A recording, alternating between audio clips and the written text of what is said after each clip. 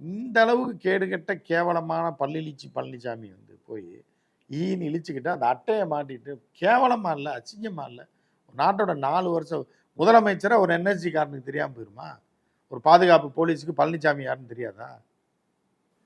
அப்போ உனக்கு அட்டை வட இந்தியரா இருப்பார்ல அவர். வட இந்தியரா இருந்தால் வட இந்தியனாக வேணா இருக்கலாம். ஒரு முதலமைச்சராக இருந்த ஒரு ஆளை தெரியாமல் இருக்குமாங்க? அப்படி ஒரு கேவலமான இடத்துக்கு அதாவது அவ்வை கிளவி வந்து அந்த காலத்தை சொல்லி மதியாதார் தலைவாய வாசல் மிதியாதேன்னு 2500 வருஷத்துக்கு முன்னாடி இந்த மாதிரி சம்பவங்கள் எல்லாம் அவ்வையார் வந்து கணிச்சு எழுதியிருக்கு. வாடா சோறு இல்லாமல் செத்துப்போ, இப்படி மானத்தை விட்டுறாத, மானம் வந்து உயிரினும் பெரியதுன்றான் திருவள்ளுவர். புரியுதா? இந்த மாதிரி ஒரு பூமியில் வந்துட்டு மானம் கெட்டு ஈனி இழிச்சுக்கிட்டு கூட 4 பேரை கூப்பிட்டு போய் அட்டையை மாட்டி,